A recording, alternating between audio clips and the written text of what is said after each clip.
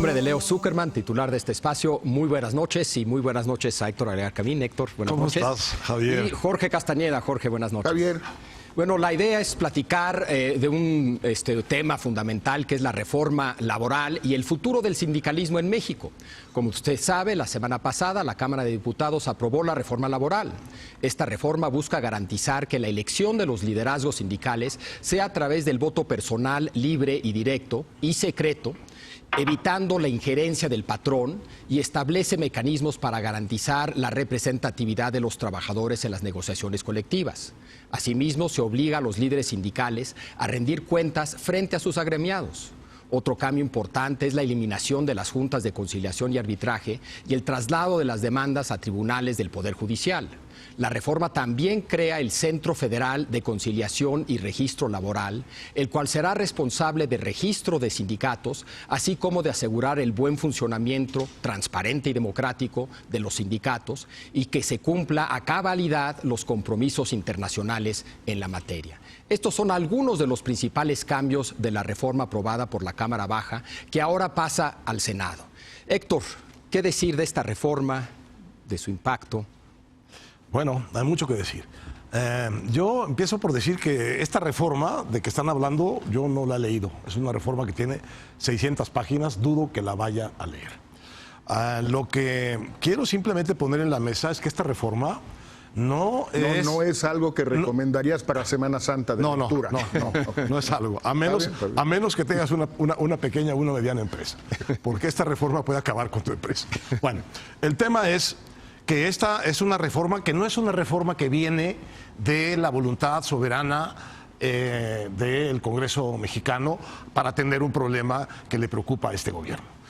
Esta reforma es la consecuencia de un compromiso internacional firmado por el gobierno de Enrique Peña Nieto y por el gobierno entrante de López Obrador en los protocolos del nuevo Tratado de Libre Comercio con los Estados Unidos y Canadá.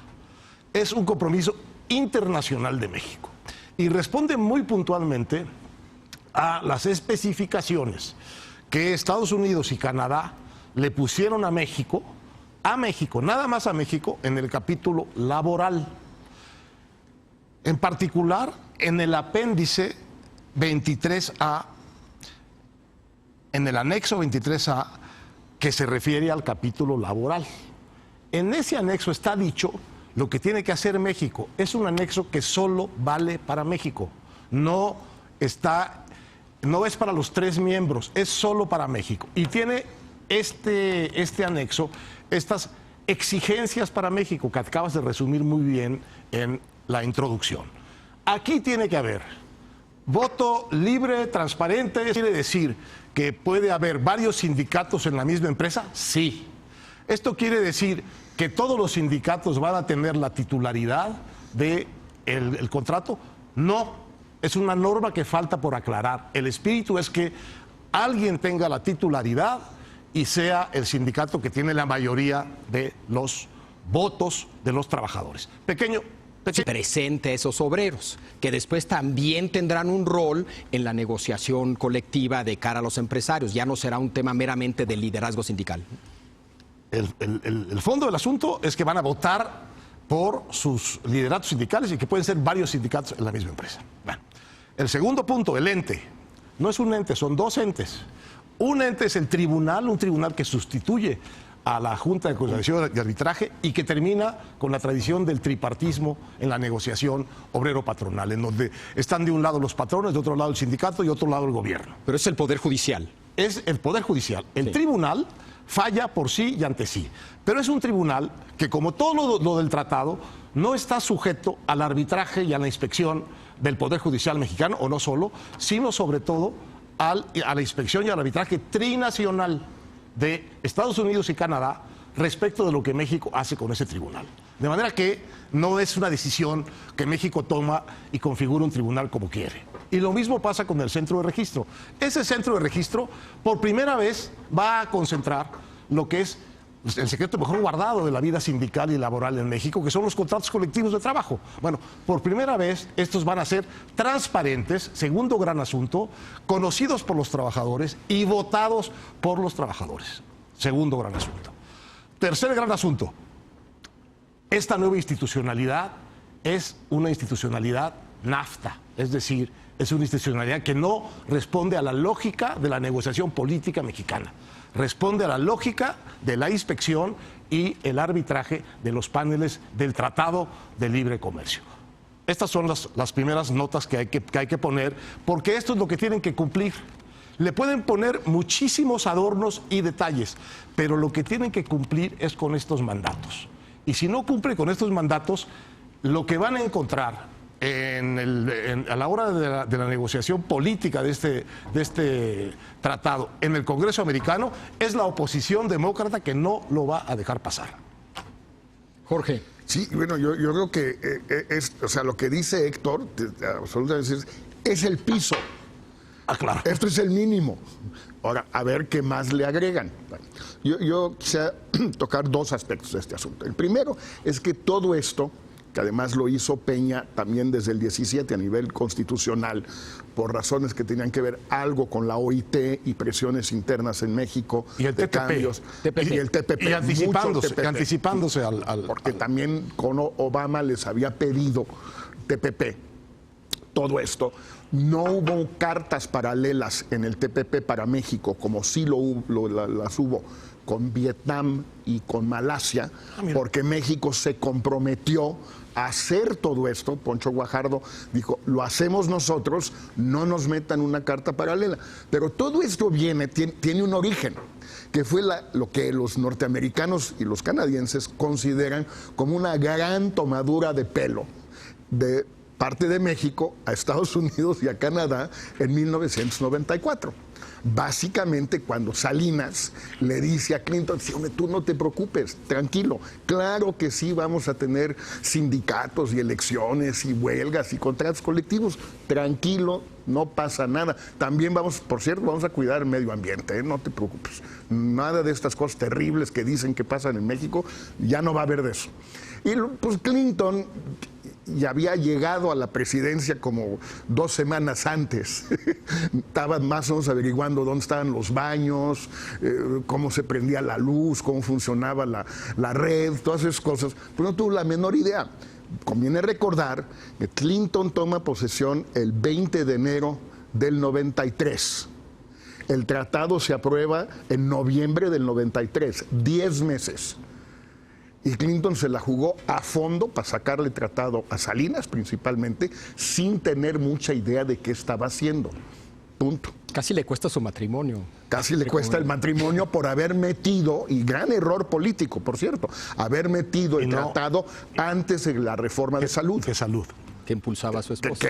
Bueno, y que era 1000 veces más importante para Estados Unidos que el mugroso tratado, que en todo caso le servía a México. Si se detuvo la firma de este tratado fue por las exigencias semejantes a las de ahora de los sindicatos del Partido Demócrata, pidiendo igualdad de condiciones laborales para tener igualdad de condiciones de competencia con los trabajadores mexicanos. Y salariales, para que hubiera un mínimo de posibilidad, o sea, chiquitita, de que al siglo y medio del tratado empezar a haber una cierta convergencia de salarios.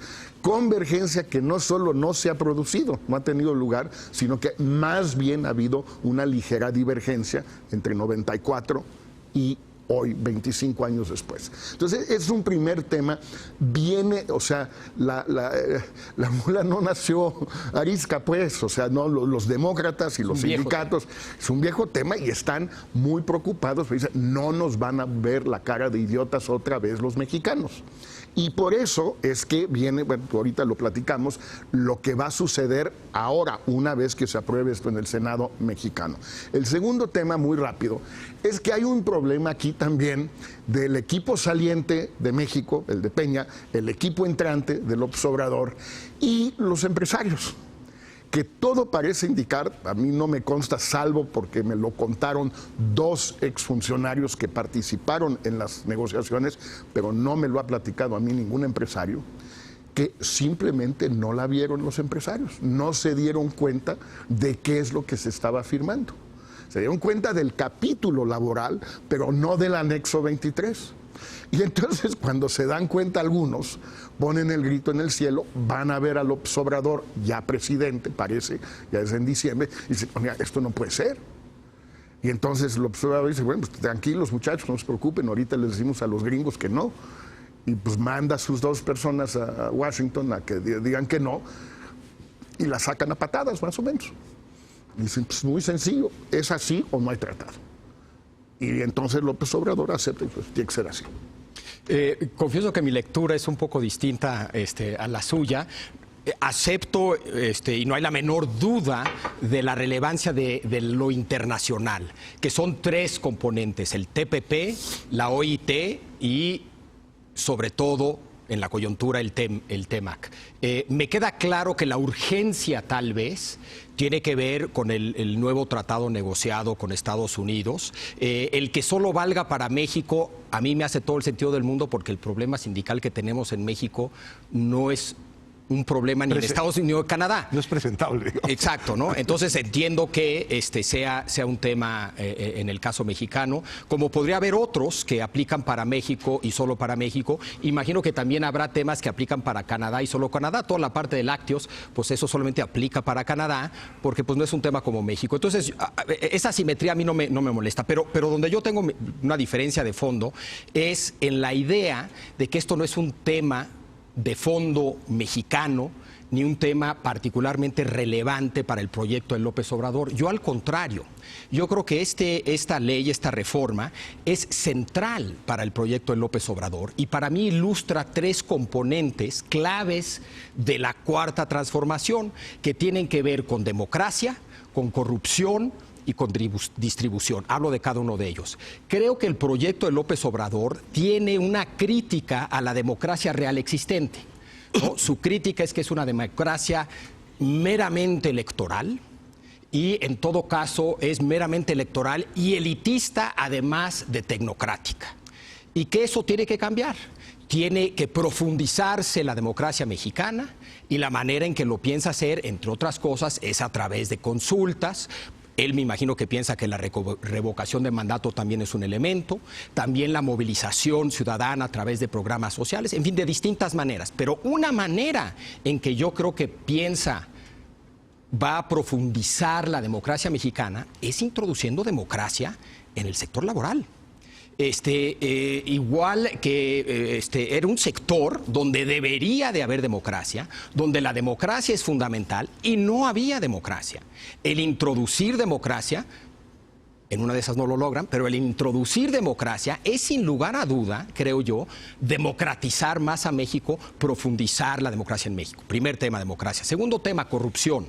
Creo que a todos nos queda claro que a lo largo de su campaña, una parte central de su discurso fue el combate a la corrupción. Pero el discurso de López Obrador siempre fue distinto a, digamos, el discurso del IMCO sobre la corrupción.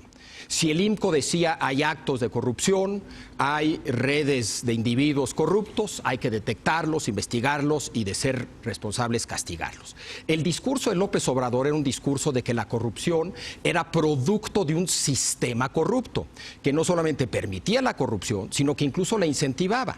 Bueno, un claro ejemplo de ello, creo yo, es el mundo laboral y la manera en que operaba el mundo laboral. El sacudir ese viejo modelo, cambiarlo, introducir nuevas reglas, supuestamente, otra vez hay una promesa que falta que se cumpla, supuestamente lo que va a permitir ese nuevo modelo, un nuevo sistema, es eliminar la corrupción en el mundo laboral. Y tercer tema, un tema de distribución. Creo que una vez más nadie negaría que parte central del discurso de López Obrador es un discurso distributivo. No solamente de combate a la pobreza, sino de mejorar la distribución del ingreso en el país. Es un argumento, creo yo, que tiene un componente de justicia social, pero creo que también tiene un componente económico. Es decir, no solamente es lo justo, si uno cree en la igualdad, y él quiero pensar que cree en la igualdad, sino que además hay un argumento económico de que hay que fortalecer el mercado interno y que eso solamente se logra mejorando la distribución del ingreso. Los sindicatos en este proceso son claves, no solamente el salario mínimo, subirlo. Un elemento que explica una buena distribución del ingreso en otros países es que existan verdaderos sindicatos que genuinamente representan a los trabajadores, porque precisamente eso es lo que permite reequilibrar la relación obrero-patronal y lograr a la larga una mejor distribución del ingreso. Entonces yo creo que esta reforma, no se ha dicho, ahorita Jorge me va a acusar de sobre racionalizar todo esto, pero que quiso pensar el periodista. Yo no, o sea, yo veo esta reforma y para mí embona perfecto con esos tres objetivos centrales: democratización, combate a la corrupción y lograr una mejor distribución del ingreso. Ahora, eso sí, sin duda no excluye y se junta y se complementa con toda la parte internacional, la presión de la OIT y las presiones de negociaciones de tratados comerciales como el TPP y ahora el TEMAC, ¿no? O sea, no se excluyen. Mira, yo de las tres que tú dices, te creo la distribución, le creo a López Obrador la distribución. Creo que tiene una genuina preocupación por distribuir. Y lo demuestra con todos sus programas sociales, porque esa es la idea que él tiene de distribuir. Es una idea que, si uno quiere, simple, pero efectiva, visible y tangible. Entonces, yo esa sí se la creo. El tema de democratizar a la sociedad mexicana, por la manera como se comporta él con el poder que tiene, no se la creo. Y el tema de la corrupción, pues me parece que es una bandera que tuvo como candidato opositor, pero no lo hemos visto realmente tomar ninguna decisión concreta, concreta contra la corrupción previa del gobierno anterior, de los gobiernos anteriores. Más bien ha decretado una carta de impunidad, de amnistía a la corrupción que nos indignó a todos y que llevó a tantos mexicanos a votar por él. Lo que sí creo pero sí creo que tienes razón en que esto le viene a López Obrador muy bien respecto de su propio proyecto político. Pero yo lo veo, digamos, más maliciosamente del lado que hemos conversado aquí, de que él ve en esto una oportunidad de dos cosas. La primera, fundamental, es de una promoción de un nuevo foco de poder sindical que sea fundamentalmente cliente del nuevo gobierno. Es decir, una nueva generación de líderes sindicales que sean López Obradoristas. Yo lo veo con toda claridad en la figura de Napoleón Gómez Urrutia. Y la segunda es un ambiente de conflicto, de puja por el poder, en la que el gobierno va a ser un factor decisivo para inclinar la balanza y en donde el presidente López Obrador no solo se siente cómodo, sino que es un maestro en la gestión de esos conflictos. Entonces, sí creo, con estos matices, que le viene bien la agenda sindical a López Obrador. Jorge. Mira, en primer lugar, sobre el tema distributivo, yo estoy completamente de acuerdo y en general estoy completamente de acuerdo con la reforma. Hay detallitos que se verán, pero me parece absolutamente fundamental y positiva. O sea, a mí también. Si por las razones que sean, porque fue una píldora envenenada de Videgaray y Guajardo a López Obrador, si es una imposición del imperialismo a López Obrador, o si es por las razones que tú digas, cualquiera de esas o las tres juntas, a mí me parece algo muy positivo para el país y muy tardío. Esto se debió haber hecho hace 30 años. Bueno, yo tenía que hacer 100 casi. Bueno, el mejor ejemplo, y bueno, se vale hablar de empresas aquí, el mejor ejemplo es Walmart. Walmart es el primer empleador privado del país, acercándose en unos 5 o 6 años tal vez, se va a rebasar al Seguro Social como el primer empleador a secas en México, pero el primer privado es Walmart con 250,000 empleados más o menos, de los cuales 15 o 17,000, o no sé exactamente cuántos, son sindicalizados, en sindicato blanco desde luego, pero en fin, sindicato al fin. O sea, la inmensa mayoría no lo son. Es una barbaridad eso, es una barbaridad. O sea, y por lo tanto ganan una miseria. Si hubiera sindicatos, ¿ganarían más? Sí, mucho más, quién sabe, porque obviamente hay límites del mercado, de competitividad, de márgenes, todo lo que tú quieras. Entonces, en eso estamos completamente de acuerdo. Ahora, El problema con esto es que la parte internacional creo que sí es mano, es decir, manda como origen o en todo caso manda como destino, es decir, los demócratas en el Congreso en Estados Unidos, lo que están diciendo, y ya lo han dicho muy claramente, todo eso está muy bien, pero ya los conocemos ustedes, ya sabemos cómo es este asunto, ya les vimos las placas a los mexicanos. Por lo tanto, lo que nos interesa es el cumplimiento, enforcement. Punto. Todo está muy bonito, sí, pero enforcement. Y entonces dicen, lo que he oído es que quieren meter una cosa que se llama la solución peruana, que es una disposición que quedó en el Tratado de Libre Comercio de Estados Unidos y de Perú, con Obama, hace 5 o 6 años, algo así, donde realmente el cumplimiento está sujeto a una especie de vigilancia internacional. No solo la ley, no solo los tribunales, no solo el centro o la especie de INE laboral, sino que en cualquier momento, cualquiera de los 3 países, pero serían Canadá y Estados Unidos, puede decir, esto en esta empresa no están cumpliendo. Esa elección no fue justa, no fue limpia, no fue libre, o este contrato no lo conocen los trabajadores, o en realidad rechazaron ese contrato los trabajadores, pero la empresa le hizo de chivo los tamales. Una especie de certificación como hubo en el caso de las drogas en su momento. Tenemos que hacer una pausa y ahorita regreso yo a defender la parte de la democracia y corrupción, pero hacemos una pausa y regresamos para seguir hablando de la reforma laboral. Quédese aquí en Foro TV, que continúa la hora de opinar.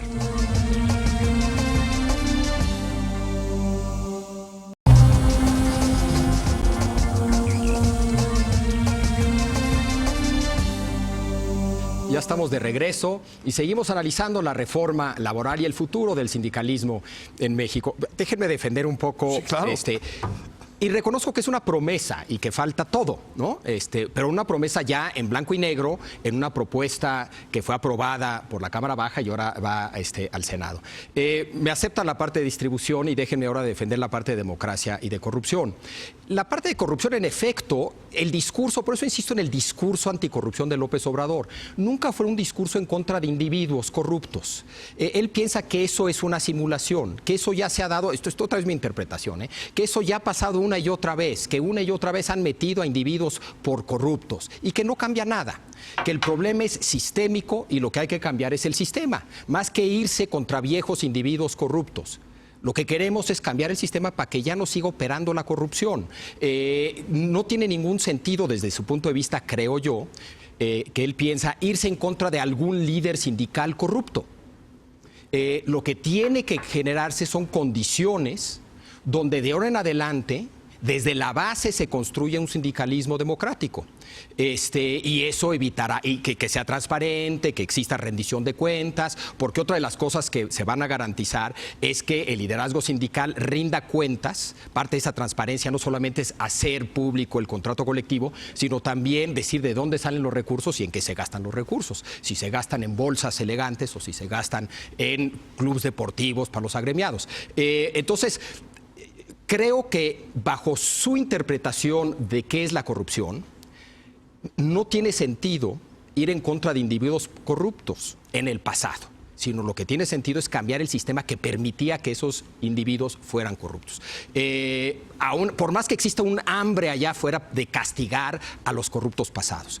En cuanto a la parte democrática, yo reconozco totalmente que creo que dentro de Morena, no sé en la cabeza de López Obrador, pero sí en la cabeza colectiva de Morena, hay 2 proyectos respecto al sindicalismo. Hay un proyecto, vamos a llamarlo neocorporativista, y si quieren ponemos a la cabeza de ese proyecto a Gómez Urrutia, no sé, pero podría ser. Y no me queda la menor duda que hay muchos en Morena que estarían muy contentos con ese proyecto sindical.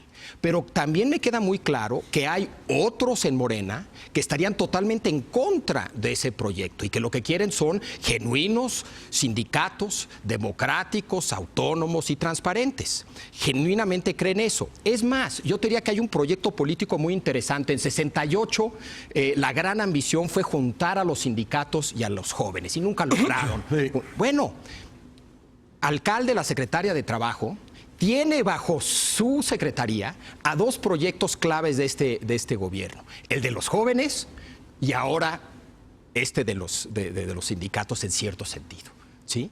Hombre, en una de esas logra juntar el electorado de los trabajadores y el electorado de los jóvenes. Bueno, y yo creo que a ella, ¿sabes qué? Yo creo que ahí hay un proyecto político muy atractivo que compite con el corporativista y que yo no lo excluiría. No sé a López Obrador qué tanto le importe el tema en general y de qué lado está en esta disputa dentro de Morena, porque yo sí creo que será una disputa dentro de Morena entre estos dos proyectos. Uno claramente sería el democrático, el otro, el corporativista, sería claramente un retroceso desde mi punto de vista democrático, ¿no? Bueno, el tema es que van a tener con estas reglas nuevas un campo muy propicio para demostrar realmente qué es lo que quieren. Ahora, estas reglas son efectivamente una bomba de tiempo al corazón del corporativismo sindical mexicano. Es decir, son las reglas que dibujan el cambio mayor que haya imaginado este gobierno. Por cierto, y los gobiernos anteriores, no hay nada del tamaño que esta legislación plantea en ninguno de los aspectos del proyecto de López Obrador.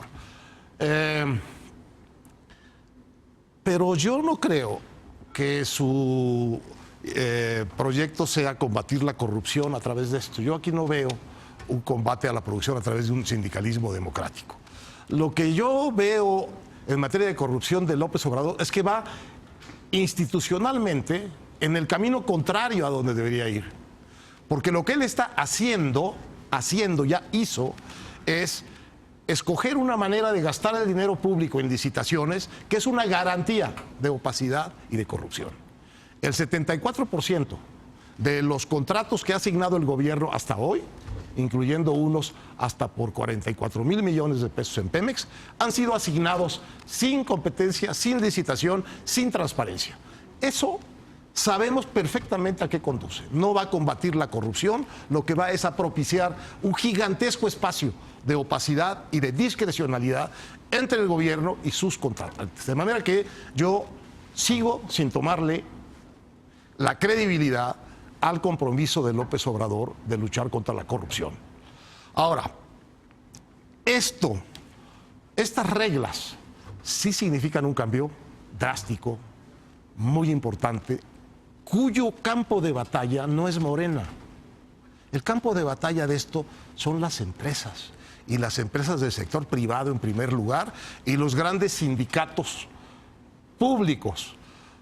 No los que están, declara hoy la secretaria de Trabajo, en el apartado B de la Constitución, o sea, no el CENTE ni los burócratas, pero sí Pemex, CFE, el Seguro Social. Por cierto, yo no sé por qué razón piensa la secretaria que la ley mexicana puede excluir los sindicatos que están en el apartado B de este anexo 23A, que no hace esa diferencia. Aquí no dice si son en el apartado B o son en el apartado. Aquí lo que dice es que todos los sindicatos tienen que pasar por estas reglas. Lo vamos a ver. En todo caso, sí me parece que tú tienes razón. Se está abriendo un enorme espacio de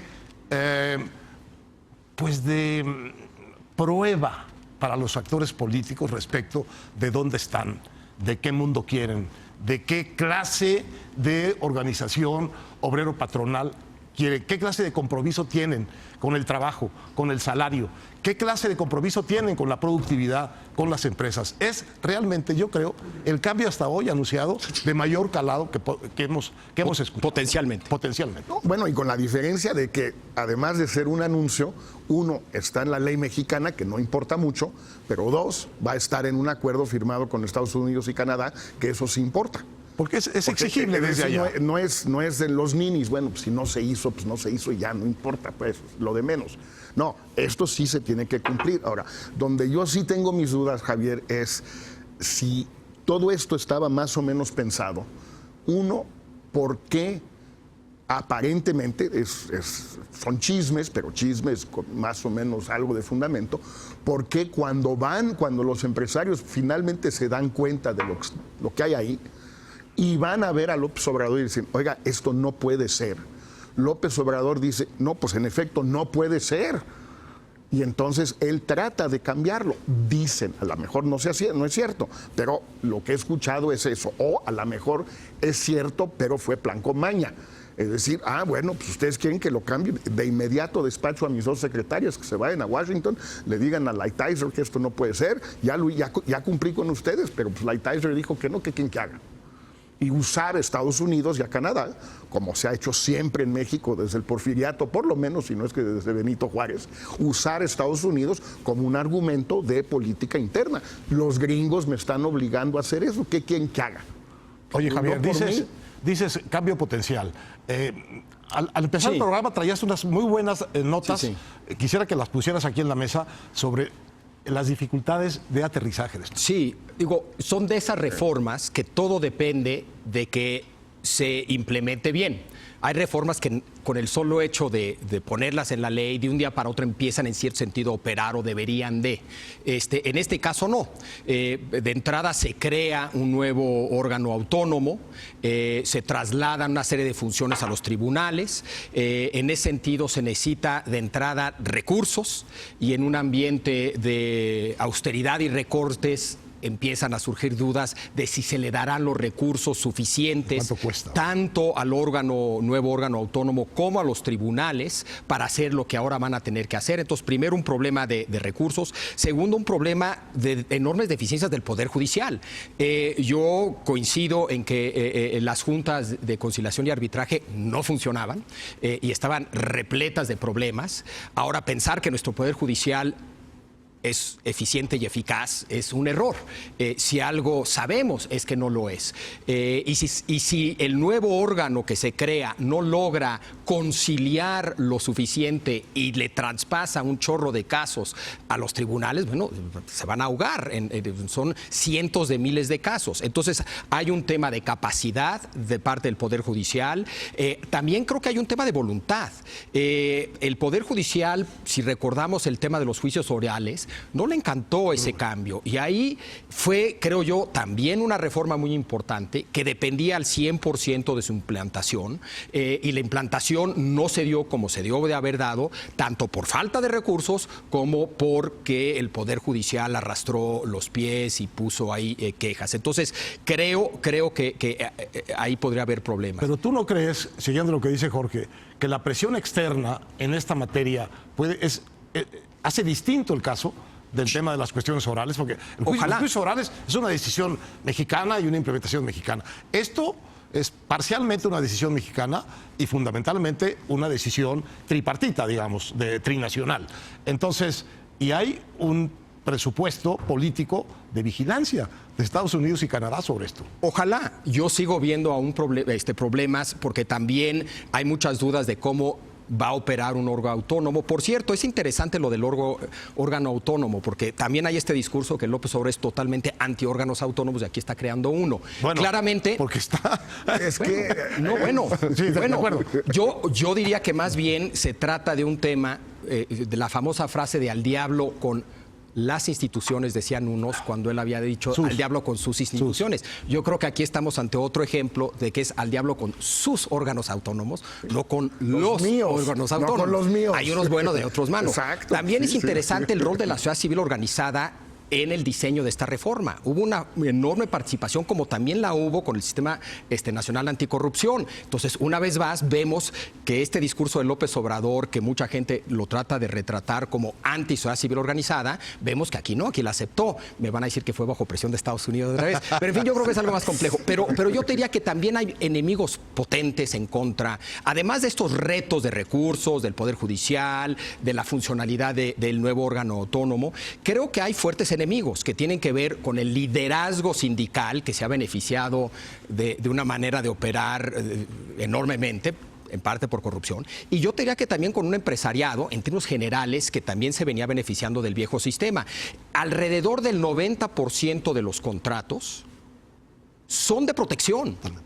son de protección. Es decir, no había sindicalismo en México. Por eso cuando alguien dice que la paz laboral, me escandaliza que piensen que a eso lo podemos llamar paz laboral. Lo que había era un control político-económico a través de los sindicatos que no representaban a los trabajadores. Si eso era paz laboral, bueno, entonces había paz laboral, pero es medio escandaloso. Entonces hay, además de una serie de obstáculos en cuanto a recursos, en cuanto a la capacidad del Poder Judicial, en cuanto a la operación del nuevo órgano autónomo, además de los riesgos políticos del nuevo corporativismo, enemigos potentes que son un sector del sector privado y el liderazgo sindical. Pero hay un gran enemigo, Javier, que es la realidad económica del país. Claro. Ese es el otro enorme problema. Lo estamos viendo en un microcaso, que es el CITUAM, la huelga en la Universidad Autónoma Metropolitana. Es un viejo sindicato radical. En sus orígenes fue medio trotskista. Es un sindicato combativo, probablemente corrupto en muchos aspectos, como otros lo llegaron a ser, pero en fin. Y que llevan ya, creo que 60 días en huelga y no hay manera. Y no hay manera en parte porque el gobierno sabe muy bien, este gobierno, al igual que todos los gobiernos, por lo menos desde los años 70, que si en una universidad ceden, pues muy rápido se extiende eso a todas las universidades públicas del país, al Poli, a la UNAM, etcétera, y que no lo pueden hacer porque ese es dinero del presupuesto federal, no es dinero de una empresa, es dinero. Entonces, pues les gustaría que hubiera, digamos, que alguien pudiera, en lugar del 3,5% que estaba ofreciendo la UAM, el gobierno, pues a lo mejor no llegar al 20% que está pidiendo el CITUAM, pero 7, 8, 9%, 10%, y no hacerlo con prestaciones nada más, lo que dice Carlos Elizondo, sino hacerlo bien, transparente, que se vea el contrato y que no tenga todo tipo de partes escondidas, pero no pueden. No pueden porque pues, se les va el presupuesto de las manos.